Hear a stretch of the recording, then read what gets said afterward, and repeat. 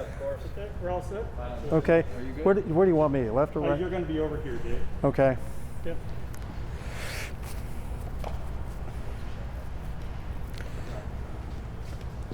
Great. Mr. Vice President, hello. Hi, Dave. Good to see you. Good to be back in Ohio. Good to see you again. I'm going to jump in with breaking news. Within the last 30 minutes, our governor has announced another record high that beat yesterday's record high of COVID cases in the state of Ohio, 2,518 cases. What's interesting is when we post that on our television station's website, the responses are, they're calling it the election infection. They doubt the governor's numbers. People saying that how accurate is this? They don't trust it, and essentially calling it worthless, and they don't want to wear masks. You are the head of the nation's COVID-19 task force. First of all, what do you make of the numbers? Well, Dave, we are seeing rising cases in many states across the heartland in a similar way that we saw this summer in the Sun Belt and in those early days in March and April in the Northeast and in Louisiana. The good news is that because of the President's leadership, because of the seamless partnership that we forged with states around the country, including Ohio and with your governor, because of the unprecedented national mobilization that we launched early this year to expand testing, expand PPE, the development of equipment, supplies, and medicines. We met that moment when it struck the Northeast, when we met that moment when it struck the Sun Belt.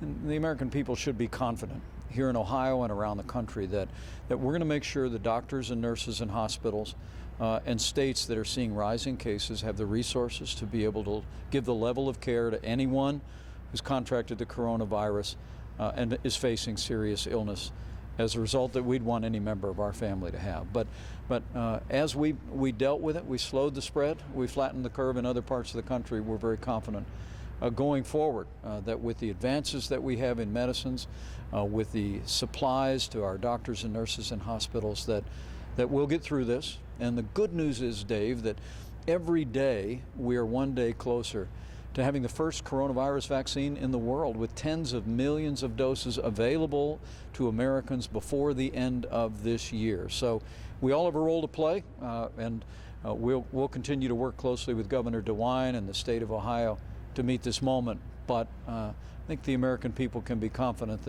that we will soon be to that day when we put the coronavirus in the past, when we have a vaccine, and we can continue to move our nation forward. Governor DeWine implores everybody daily to wear masks, and many of our viewers, many of your supporters think it's nonsense. What do you tell them?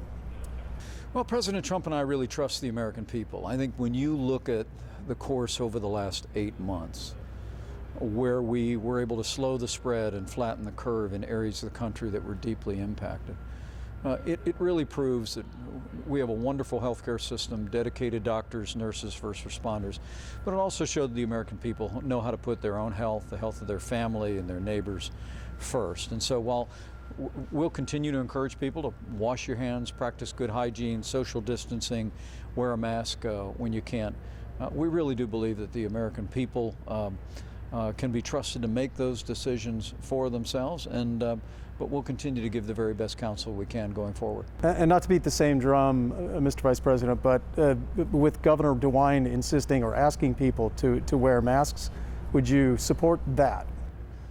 Well, we've supported governors all across the country in their efforts. One of the things that President Trump did from very early on is recognize that it was not a one-size-fits-all approach.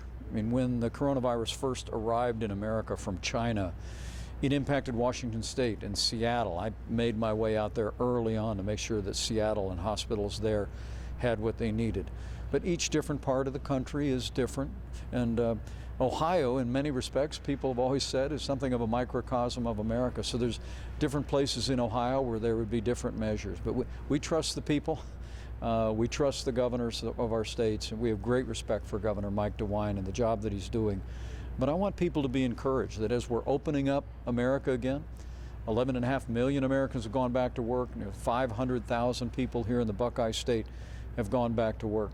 That's really a tribute to the President's leadership, to Governor DeWine, to our doctors and nurses, but it's also a tribute to the care and the compassion and the efforts of the American people. We'll keep opening up Ohio, we'll keep opening up America, and very soon we're going to have the first coronavirus vaccine, and the day will come that we put this pandemic in the past. Switching gears just a little here, schools, because of the numbers, schools are closing. We talked about this before, but let's revisit this because many parents, many school districts, many teachers, adults in the schools are concerned, and schools in our area of Cleveland are going more and more remote because of these numbers. What do you say to the parents and to the districts who are doing that? Well, Dave, we'd respect the decision of any parent about what's in the best interest of their children. But parents deserve to know that the risk to healthy young people of the coronavirus is very low. We've been sending supplies, testing, and resources to our schools to make sure that we protect faculty and teachers that might be susceptible to serious outcomes from the coronavirus.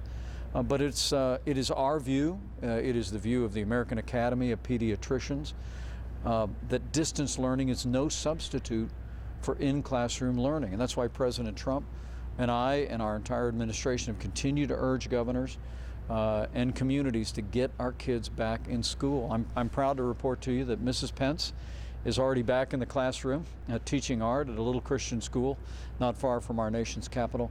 And we really do believe that with the vast expansion of testing that we have, with the PPE that is now available, with what we've learned about the coronavirus all along the way, that we can get our kids back in the classroom. That's where they belong. They can be there safe and sound, and we're going to continue to work closely with states and cities to make that happen. Two more quick. We got it. You had four. We got it. Go ahead, one more. Thank you.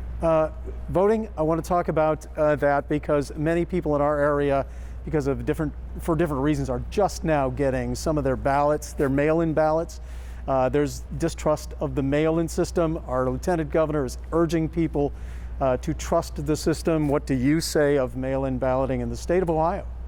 President Trump and I have every confidence in early voting, like you have here in Ohio, with voting on Election Day and with absentee ballot voting. But what we've been opposing around the country, Dave, is where you see many Democrat governors that are enacting what's called universal mail-in voting, where they literally are sending hundreds of thousands of ballots unsolicited to households throughout their state, and then in many cases allowing people to do what's called vote harvesting. We think that creates a tremendous opportunity for fraud.